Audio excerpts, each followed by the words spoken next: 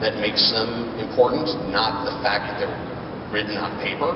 Those are the brands that are going to succeed, and those are the brands that I'm most worried about in terms of competition. So in 5 years, I think we might see maybe 1 or 2 less publishers. But I think that the ones that do survive, and they're going to be trying to kick my ass. I would suggest they're trying. Anybody want to stand in line? Hi guys, my name is Jaime. I work for a Hispanic publication for the U.S. So I'm very niche, very thank you. Not that technical. I've been specializing in SEO and social media for the past year, and it's been amazing because basically we have a blueprint of what people want.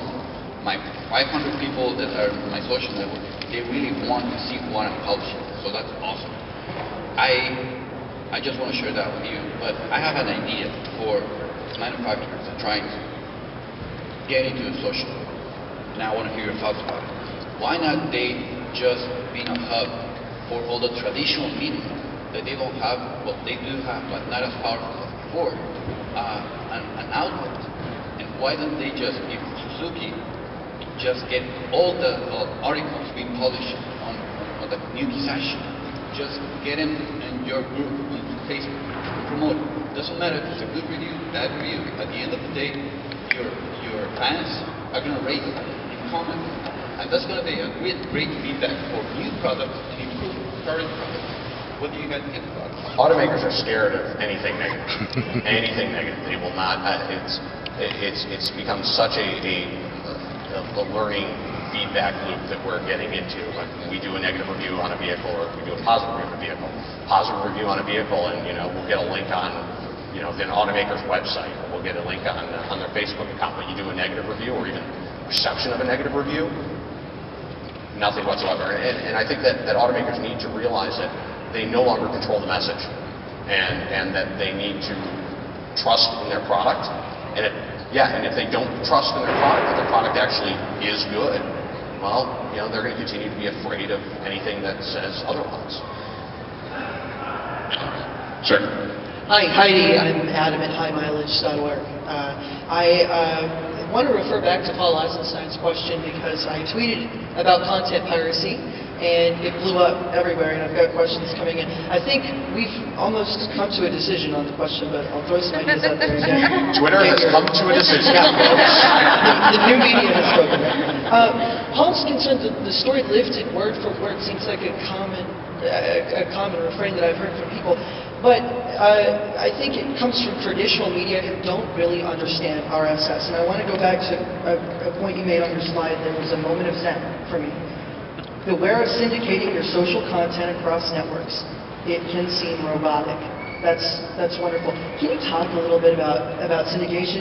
Linda made a point earlier that there's a lot of clutter on the web. I think content aggregators, those robots, they're the source and cause of a lot of that clutter. So can you just talk to me about RSS? Do we understand it?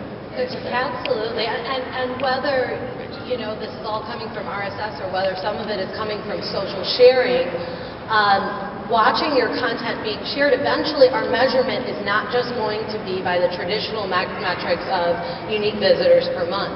So as you start looking at, inbound links from various sites onto your site, as you start looking at RSS feeds, as you start looking at where you're being shared, who your commenters are, how many unique commenters you have, what kind of discussions are having, that's really how we're going to start measuring our success more and more. But I think you're absolutely right that as people are using their sites as a way to just initially offer up that source of content, we're going to have to be comfortable with the fact that that content is going to live a lot of other places.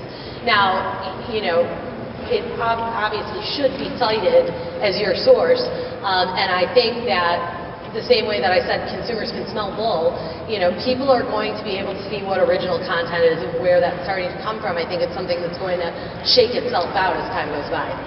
The aggregator sites, I totally agree. The aggregator sites are, in my mind, a menace. I mean, they're annoying. They lift content word for word, 100% of the content, and repost it on their own site. As a company, we go after those type of sites. So if people see them, let us know. If you see our content wholly hosted somewhere else, there's no site or source, we'll we'll go after them as much as we possibly can. But yeah, I mean, that's a wholly different issue than the issue that Paul's talking about, I think, which is, where basically they've lifted quotes or they've lifted specific things and rewritten their own story.